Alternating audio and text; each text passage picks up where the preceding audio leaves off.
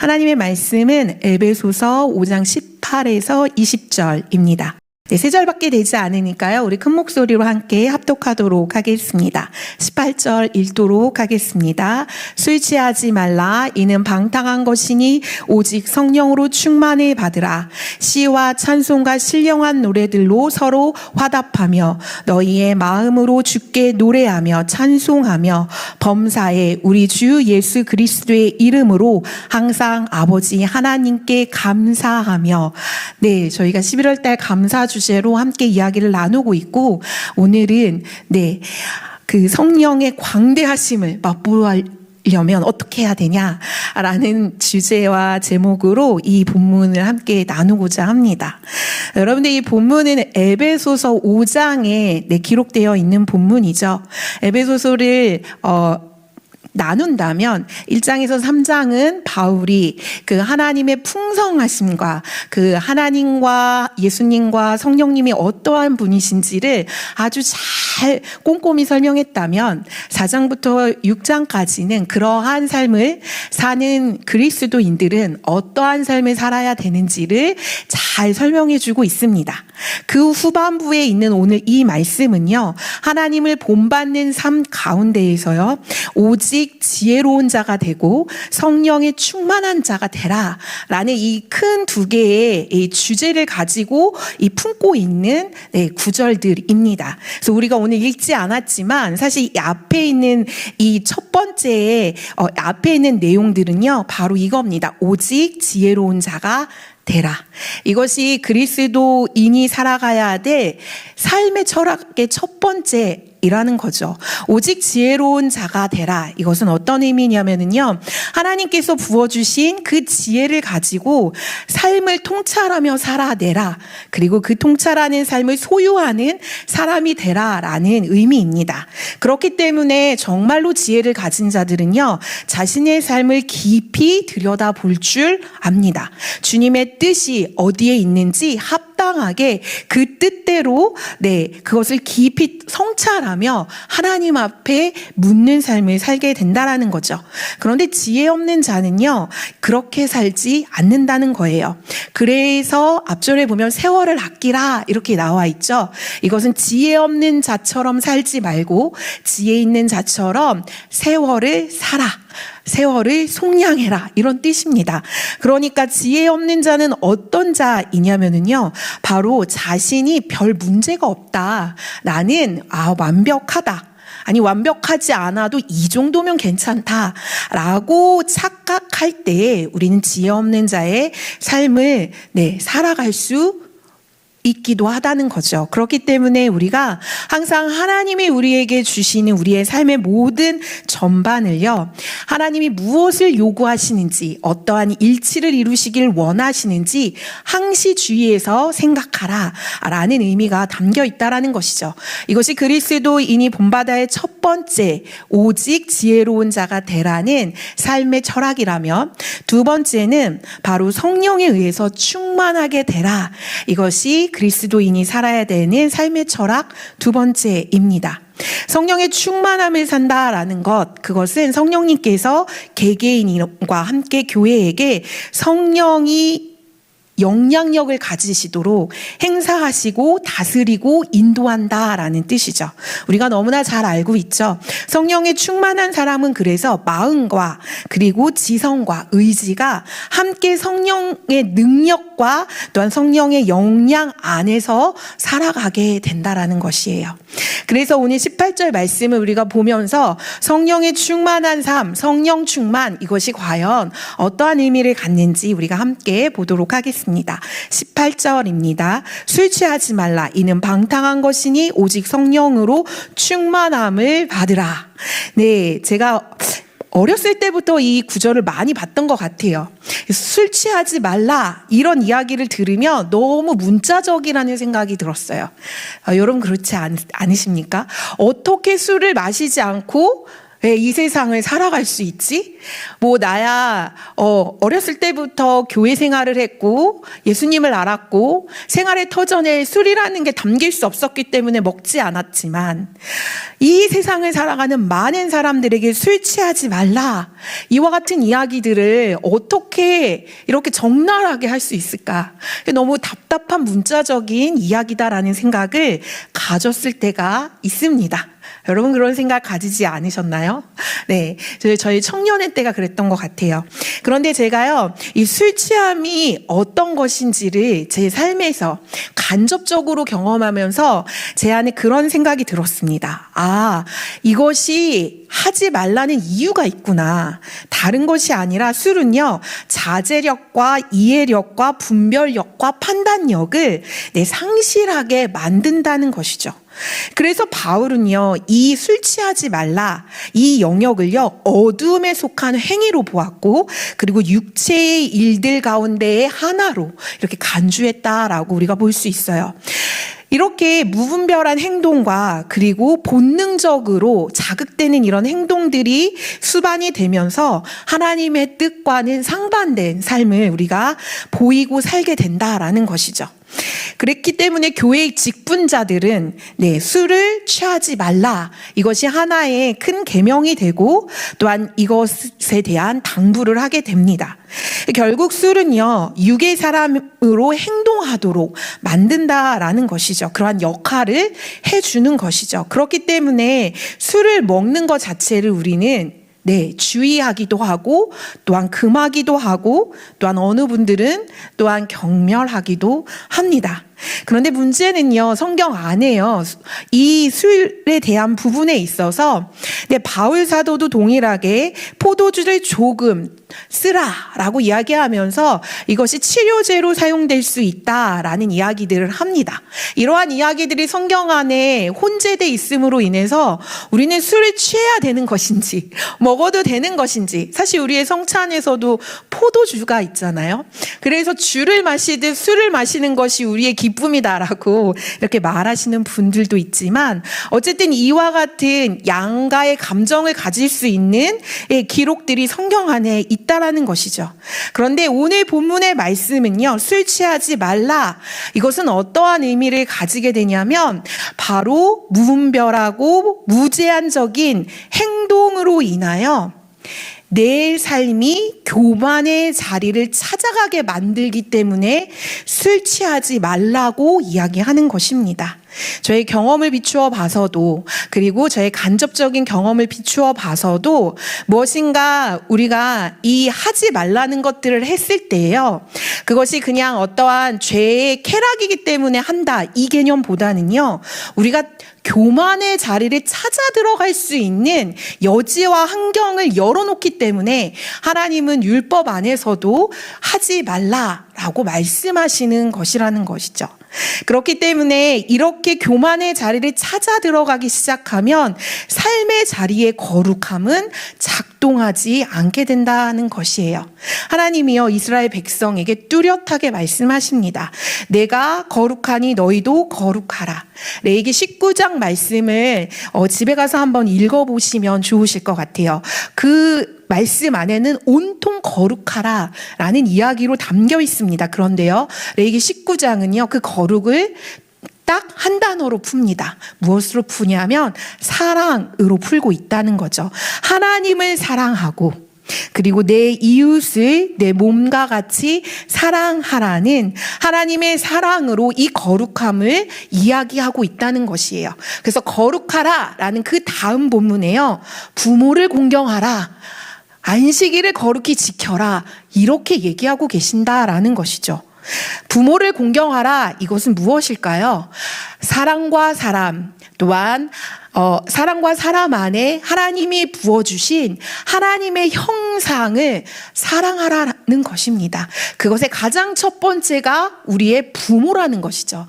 그렇기 때문에 부모를 왼수나 어떤 나의 상실된 대상으로 볼 것이 아니라 그도 너를 사랑하는, 그리고 내가 사랑하는 나의 형상이다, 그 형상으로 바라봐라 라는 걸 먼저 제시하신다라는 거예요.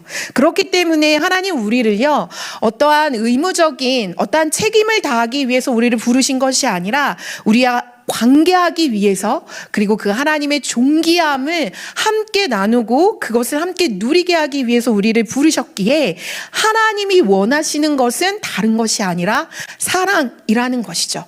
이 사랑을 하기 시작할 때 우리의 삶에는 거룩이 입혀지고 그 거룩으로 인하여 우리는 교만한 자리가 아니라 겸손한 성령의 자리로 갈 수 있게 되는 것을 이야기하는 것입니다.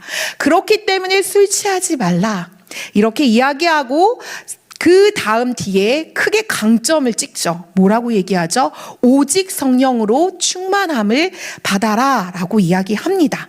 성령의 충만, 우리가 늘 사모하는 거고 우리가 늘 갈구하는 거고 또한 우리가 좋아하는 것입니다. 성령의 충만은요, 우리가 더 많이 받는 것을 의미하지 않습니다. 성령의 충만은요, 성령을 소유하는 것을 이야기해요. 우리의 삶의 마스터키, 우리가 가장 중요하게 생각하는 우리의 삶의 가장 중요한 것을 하나님에게, 성령님께 내려놓기 시작했을 때에 우리는 그 성령을 소유할 수 있게 된다라는 것이죠. 그렇기 때문에 첫 번째, 성령에 충만하며 우리의 죄를 고백하는 삶을 살게 됩니다. 여러분들, 우리는 죄인입니다. 우리가 죄인이라는 건 그 어느 누구에게 말해도 부끄럽지 않을 만큼 우리는 이 죄인이라는 이 정체성에 인정함이 있고 연약함을 충분히 이해합니다. 그렇기 때문에 우리는 우리의 정체성을 죄인이라고 했을 때 우리는 우리의 주제 파악이 정확해질 뿐만이 아니라 우리가 영적 파산자, 아무것도 없는 자인 것들을 우리가 인정하게 되죠. 이와 같은 인정의 이 죄인됨은요, 우리가 성령 안으로 인정하고 고백하며 우리가 하나님 앞에서 또한 예수 그리스도의 이름으로 죄 사함을 받을 수 있는 능력이 된다라는 것이에요. 그렇기 때문에 죄인, 이것은 어떠한 주홍 글씨처럼 우리의 삶에 낙인되었다, 낙인된 삶이다 라는 의미도 있지만, 우리가 갖고 있는 죄인의 정체성은요, 죄 사함을 이루기 위한 하나님의 희망과 회복과 능력이 있음을 우리는 아는 것이죠. 왜냐하면 우리가 우리 스스로가 연약함을 우리가 알고 있기 때문이에요. 그래서 하나님의 형상으로 우리가 회복되었을 때 우리 안에 참 치유와 기쁨이 있죠. 우리가 성령 집회를 통해 또한 함께 예배하는 그 예배의 자리에서 우리 안에 기쁨의 이 역사들이 일어나는 것은 바로 우리 안에 있는 내면에 우리의 삶에 충만하신 하나님의 영으로 우리의 형상이 하나님의 형상으로 회복되기 때문인 것이죠. 그런데 거기에 이르지 않고 더 놀라운 건 그렇게 임하시는 그 기쁨과 충만이요, 우리의 모든 삶에서 속박을 할 수 있게 한다라는 것이죠. 굴레를 벗어나게 한다는 것이에요. 그래서 죄에서 자유해지는 우리의 자유의 상태를 우리는 하나님 앞에서 경험하게 되는 것이죠. 그렇기 때문에 저희 담임 목사님이 교환이라는 이야기를 사용하시면서 우리를 십자가 앞으로 초대하시잖아요. 이것은 다른 의미가 아니라 바로 죄 사함을 받고 성령으로 소유되는 그 삶을 초청하시는 거예요. 우리의 것들을 주님께 내어드리고 우리의 제됨을 주님께 내어드리고 또한 하나님으로부터 오는 것들 우리에게 받는다. 이것은 바로 우리가 죄 사함을 받음으로 인하여 이미 받았지만 우리 안에 여전히 있는 그 죄로 인하여 주님 앞에 설 수 없는 우리의 이 연약함들이 하나님 앞에 감으로 인하여 우리 안에 채워지는 성령의 소유, 그것을 초청하는 그러한 기도들을, 그러한 인도들을 담임 목사님이 이 기도 가운데 하고 계시는 걸 우리는 알고 있죠. 그렇기 때문에 성령에 충만한 삶은요, 성령이 지배하는 삶입니다. 24시간 나를 돌아다니면서 괴롭힌다, 이런 얘기가 아니라요, 하나님이 통치하시고 그리고 나는 아무것도 아니라고 고백할 수 있는 이와 같은 하나님 안에서의 그 담대함과 은혜가 우리 안에 있다라는 것이죠. 내 존재를 부인해내는 삶, 그리고 나의 마음과 나의 욕심과 나의 자랑과 나의 열심을 하나님 앞에 나는 아무것도 아니라고 내 스스로 내 존재를 부인하기 시작했을 때 하나님 우리에게 부어주시는 성령의 은혜가 임한다라는 것이에요. 그래서 갈라디아서 2장 20절 우리가 잘 알고 있는 말씀이지만 이 말씀을 한번 우리가 읽음으로 우리 안에 성령의 충만이 또한 하나님께서 우리와 함께 공유하시고 공급하시는 하나님의 힘이 있을 수 있도록 우리가 함께 한 목소리로 읽어보도록 하겠습니다. 내가 그리스도와 함께 십자가에 못 박혔나니 그런즉 이제는 내가 산 것이 아니요 오직 내 안에 그리스도께서 사신 것이라. 이제 내가 육체 가운데 사는 것은 나를 사랑하사 나를 위하여 자기 자신을 버리신 하나님의 아들을 믿는 믿음 안에서 사는 것이라. 아멘. 우리가 이와 같은 삶을 살아내는 그러한 하나님의 성품에 참여된 자들인 것을 잊지 않으시기를 바랍니다. 네, 성령의 충만은요, 두 번째로는요, 바로 신의 성품에 참여하는 자가 된다라는 것이죠. 우리가 성령 안에서 예수 그리스도로 말미암아 내가 죽고 예수로 사는 이 삶을 살면은요, 우리 안에 하나님의 의가 임하게 됩니다. 그러므로 인하여 우리는 예수님이 친히 우리의 죄를 짊어지신 그 책임으로 인하여 그분의 그 생명으로 인하여 우리는 의와 진리와 거룩함의 새 옷을 입은 자들이라는 것이죠. 그렇기 때문에 우리는요, 멀리 계신 초월자 하나님을 보는 것이 아니라 우리 안에 정말로 친밀하고 내밀하고 또한 우리의 우리가 고백하지 못하는 우리가 알 수 없는 그 모든 것까지도 친히 아셔서 우리에게 친숙하고 친밀하게 교제하시는 그 자애롭고 신실하신 그 아버지를 우리는 성령님을 통해서 알게 됩니다. 그러한 성령님께서는요, 고린도후서 4장 6절에 예수 그리스도를 통하여 그 영광을 볼 수 있다라고 이야기합니다. 고린도후서 4장 6절입니다. 어두운 데에 빛을 비추라 말씀하셨던 그 하나님께서 예수 그리스도의 얼굴에 있는 하나님의 영광을 아는 빛이 우리 마음에 비추셨느니라. 네, 바로요, 영광의 아버지께서 그 영광을 우리에게 보이시고 누리게 하시기 위하여 또한 우리에게 성령의 충만함으로 그 임재한 가운데 거하게 하시기 위하여 영광의 빛을 비추게 하시겠다고 하십니다. 그 영광의 빛은 다른 누구가 아닌 바로 우리를 위하여 인카네이션, 성육신하신 예수 그리스도의 얼굴빛의 영광을 통하여 우리가 그 영광을 바라보고 그 영광을 따라가고 그 영광이 비춰질 수 있게 된다라는 것이죠. 달이 태양의 빛에 반사되어서 빛을 내듯이 예수 그리스도의 얼굴 안에 있는 영광의 빛을 봄으로 인하여 우리가 그 빛을 비추며 살아가는 신의 성품에 참여하는 자라는 것이죠. 우리는 이와 같은 하나님이 주신 이 신의 성품에 참여하는 이 놀라운 특권을 우리가 가지고 있는 하나님의 자녀들입니다. 존귀한 자녀들이죠.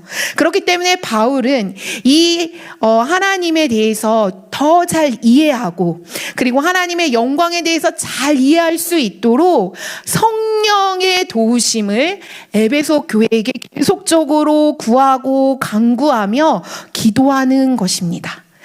이 에베소서 1장에 보면은요, 바울의 기도 안에는요, 성령의 도우심을 기도해요. 그것은 예수 그리스도를 잘 이해하고 하나님의 영광을 잘 이해할 수 있도록 성령의 도우심을 바울이 구한다라는 것이죠. 성령은 진리의 영입니다. 그리고 하나님은 이 지혜와 계시를요, 이 진리의 영을 통하여 우리에게 알려주시죠. 그렇기 때문에 진리 되신 성령님은 감추어진 진리를 우리 가운데 알려주시고 그리고 우리는 그 성령의 역사를 통하여 하나님을 좀 더 친밀하게 알아가는 과정 가운데 우리의 모든 여정을 허락하신다라는 것이죠. 그렇기 때문에 성령을 받아라 라는 이 말씀은요, 우리에게 그냥 선택이 아니라 반드시 받아야 될 필수인 것입니다. 마음의 눈을 밝히고 하나님께서 주신 영적인 복들과 실체를 알기 위해서는요, 성령을 우리가 받아야 하는 것이죠. 그 성령을 받기 위해서 제가 말씀드렸던 것처럼 또한 성경이 이야기하는 것처럼 우리는 우리 자신을 하나님 앞에 내어드릴 때에 그 성령을 충만히 받게 된다라는 것입니다. 세 번째, 성령의 충만은 자기를 내세우지 않는다는 것이에요. 이것이 어디에 근거하냐면 바로 성령에 충만한 사람은 자신의 믿음과 지식과 의지가 성령의 영향력 아래 있다고 제가 아까 말씀드렸죠. 그런 하나님의 그 충만함 안에 있을 때요, 우리는요 성령님이 우리를 다스리시기 때문에요, 우리 자신을 이렇게 자랑하거나 내세우지 않는다라는 것입니다. 이것이 어디에 근간되냐면 바로 성령님의 속성에 근간되기 때문에 우리가 그렇게 될 수 있다라는 것이죠. 성령님은요, 하나님과 예수님 사이에서 상호 내주하시면서 그 자신의 어떠함을 드러내시는 것이 아니라 하나님과 예수님 안에서 충만한 조화를 이루시면서 계시는 분이십니다. 그렇기 때문에 성령님께서는요, 개인과 교회 안에 그 영향력을 행사하실 때요, 어떻게 행사하시냐면 겸손하게 행사하신다라는 것이죠.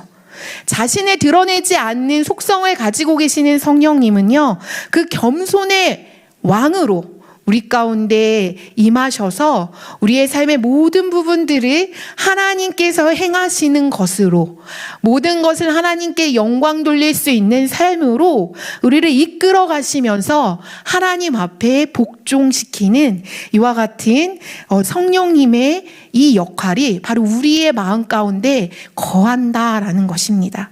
그렇기 때문에 상호 내주하시고 그 내주하시는 그 상황 안에서 상호 복종하시는 성령님의 이와 같은 역할은요, 교회 공동체 안에서 무엇을 일으키냐면 연합을 일으키고 하나됨을 일으킨다라는 것이죠. 그렇기 때문에 성령의 능력을 받으면은요, 나 혼자 잘 사는 삶을 살 수 없습니다. 나만의 유익으로는 절대 살 수 없는 거죠. 교회 공동체 안에서 하나님이 허락한 이 존귀한 자들과 함께 하나님이 공급하시는 그 힘과 능력을 하나님의 마음으로 나눌 수 있다라는 거예요.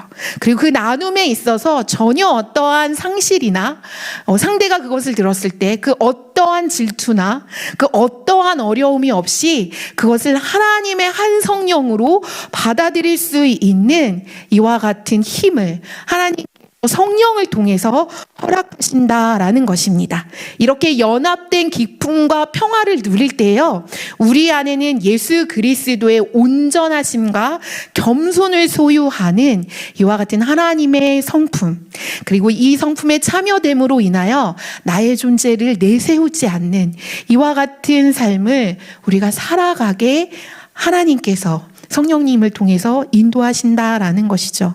그래서 주일날 제가 계속 담임 목사님 이야기를 드리는데요, 요즘 자꾸 뭐가 겹쳐서 그래요. 그래서 이 주일날 목사님이 말씀하신 것처럼 분위기를 바꾸는 사람이 정말 좋은 사람인 것 같다, 중요한 사람인 것 같다, 난 지금 그런 사람에게 주목한다라고 말씀하신 건 다른 것이 아니라 성령 충만한 사람의 또 다른 표현이라고 저는 해석하고 싶습니다. 공기를 바꿀 수 있는 사람, 상황의 부정적인 것을 긍정으로 돌릴 수 있는 사람, 그리고 어떠한 환경의 난관 가운데서도 우뚝 일어설 수 있는 오뚜기와 같은 이와 같은 자세와 마음으로 그 상황을 바꿀 수 있는 사람, 이것이 바로 성령에 충만한 사람이 할 수 있는 것이라는 겁니다. 그렇기 때문에 이 성령에 충만한 사람은요, 오늘 우리가 본 본문 19절 20절의 말씀처럼 시와 찬송과 신령한 노래들로 서로 화답하며 너희의 마음으로 주께 노래하며 찬송하며 범사의 우리 주 예수 그리스도의 이름으로 항상 아버지 하나님께 감사하는 삶을 살게 된다라는 것이죠. 성령 충만, 그것은 찬송과 감사의 삶으로 이어지도록 하나님 우리 가운데 일하신다라는 것이에요. 그래서 신령한 노래, 이것이 무엇일까? 라고 봤을 때는요, 이 신령한 노래는 우리가 찬양을 부르고 예배 안에 거하기 시작하였을 때 하나님이 우리에게 주시는 이 신령한 노래는 다른 것이 아니라 하나님께서 나에게 이루시는 구원의 노래를 우리가 부르게 된다라는 것이죠. 여러분들 찬양을 부르실 때에요, 어떻게 찬양을 부르십니까? 제가 예전에 찬양하면 하나님의 말씀을 가지고 부르는 겁니다 라고 이렇게 말씀드렸는데요, 오늘 이 본문 가운데서 시와 찬송과 신령한 노래로 찬양하라 라는 것은 하나님께서 나에게 이루신 이 구원의 노래를 하나님 앞에 올려드리라 라는 것이죠. 이스라엘 백성들이 홍해 사건을 통하여 그 감사를 미리암이 하나님 앞에 구원의 은총의 노래를 올려드렸던 것처럼, 그렇게 우리의 구원자 되시는 그 하나님과 예수님과 성령님 앞에 우리의 그 모든 나됨을 주 앞에 올려드리는 것입니다. 이것이 찬송이라는 것이죠. 그렇기 때문에 이사야 43장 21절에 우리가 잘 알고 있는 것처럼 이 백성은 내가 나를 위하여 지었나니 나의 찬송을 부르게 하려 하심이라 했을 때, 이 찬송은요 다른 것이 아니라 나를 구원해 주시고 나의 구원을 이루시는 그 하나님 앞에 그 찬양을 올려드리는 것입니다. 이것이 우리가 가야 할 삶의 목적이라는 것이죠. 그렇기 때문에 찬양은 능력이 있습니다. 그리고 하나님께 영광을 돌릴 수 있을 뿐만 아니라 그 임재의 가담으로 인하여 우리의 마음, 영혼이 그분을 더욱더 사랑할 수 있게 만드는 것이죠. 또한 영혼의 치유와 회복으로 인하여 우리 안에 불안과 두려움이 사라지게 되죠. 그리고 믿음의 굳건한 반석 위에서는 이와 같은 능력은 찬양 안에 있게 된다라는 것이에요. 그렇기 때문에 하나님은 이 성령 충만한 사람은요, 늘 하나님의 시와 찬송과 신령한 노래로 화답을 하는데, 화답이라고 하면 대상이 있는 겁니다. 하나님의 그 큰 일과 하나님이 위대하시다라는 것을 우리가 함께 공유하는 이 예배의 현장 안에서 하나님의 이 크신 일을 감격함으로 주님 앞에 올려드리게 된다라는 것이에요. 그렇기 때문에 우리가 함께 모여 예배함이 힘이 있는 건 다른 것이 아니라 이 하나님의 크신 일을 우리가 함께 고백하고 함께 하나님 앞에 나아가기 때문인 것이죠. 그렇기 때문에 우리가 함께 모여 기도할 때, 함께 모여 찬양할 때, 함께 모여 우리가 함께 주님 앞에 예배할 때 우리 안에 강력한 역사가 일어날 수 있는 것은 바로 공동체 안에서 하나님이 주시는 성령의 움직임으로 인하여 하나님 우리에게 주시는 교훈을 함께 받는다라는 것이에요. 그 말씀이 19절 말씀입니다. 서로 화답하며 너희의 마음으로 주께 노래하며 찬송하며, 그것에 대해서 개개인이든 교회 전체든 그것을 주님 앞에 찬송함으로 인하여 우린 예수 그리스도의 이름으로 하나님께 감사하게 되는 이 범사에 감사하는 삶을 살아낼 수 있게 된다라는 것이죠. 힘들 때나 외로울 때나 두려울 때나 시련이 있을 때나 그 어떤 상황과도 상관없이 항상 하나님 앞에 감사할 수 있는 것입니다. 그렇기 때문에 이 감사는요, 우리의 어떤 상황이 우리의 대상이 되는 것이 아니라 하나님 한 분만이 우리의 대상이 되는 이러한 놀라운 축복이 우리에게 감사로 터져 나오게 되는 것이죠.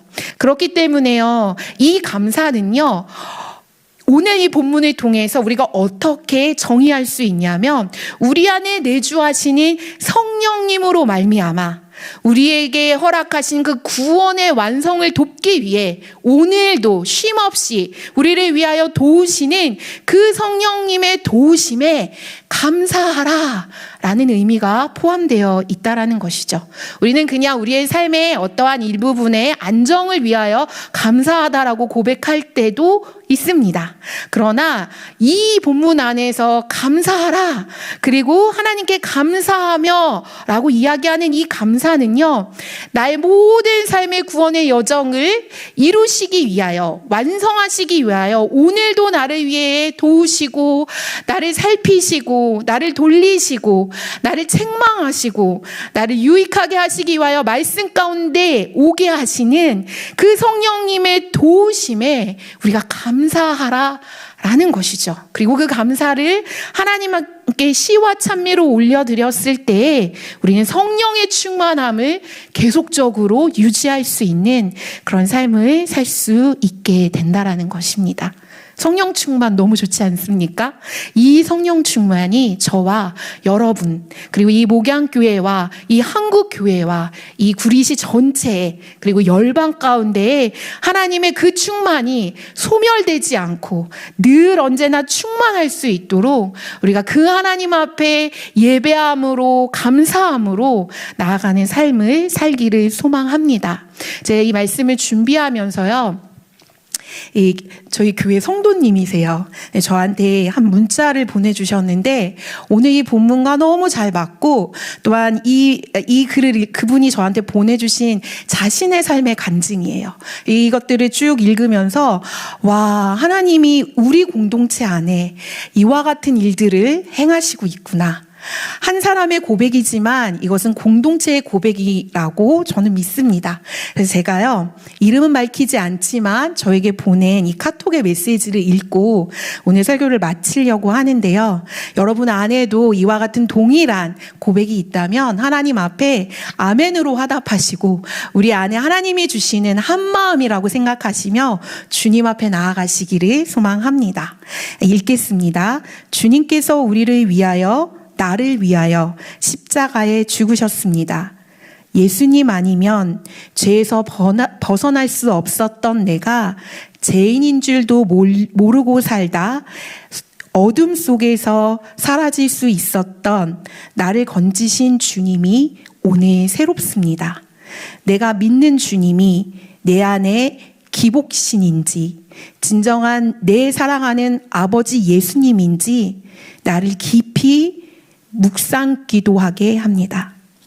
가족을 조선 땅에 묻고도 그 땅을 다시 갈 수 있었던 그 깊은 사랑과 충성된 마음이 생각나게 하십니다. 그분의 순교 위의 복음이 들어온 이 교회 안에서 내가 주님을 만났습니다. 그러면서 로제타 홀에 그 일지 중에 하나를 저한테 첨부해 주셨어요. 1890년 9월 14일 주님, 기도하오니 저로 충성되게 하시고 성공을 염두에 두지 않게 하소서. 성령이 비록 충성의 결과로 따른다 해도 그에 연연하지 않게 하소서. 오직 충성되게 하소서.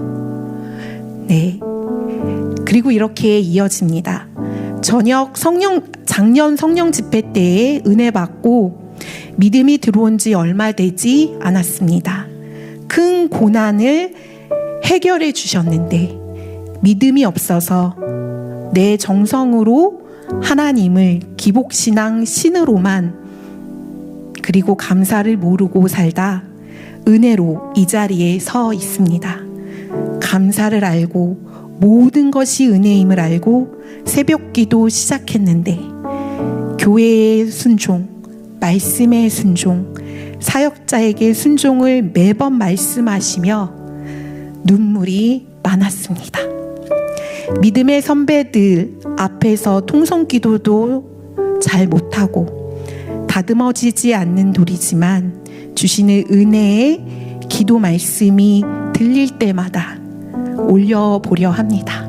이렇게 저에게 보내주셨어요. 너무 감사하죠. 우리 안에 이와 같은 고백이 있다는 것이 얼마나 큰 은혜이고 성령이 우리 안에 얼마나 많은 일들을 하고 계시는지 간증하지 않을 수 없어서 제가 부탁을 드리고 제가 오늘 이렇게 낭독을 했습니다. 여러분들, 성령의 충만은요, 다른 것이 아닙니다. 나의 삶의 구원을 완성하시기 위해 오늘도 나를 위해 조바심으로, 오늘도 나를 위해 힘겹게, 그리고 오늘도 나를 위해 기쁘게 맞아주실 그 성령님이 우리 안에 계십니다. 그리고 그분이 우리 안에 계심으로 인하여 우리는 그분 한 분만으로 만족할 수 있게 되는 것이죠.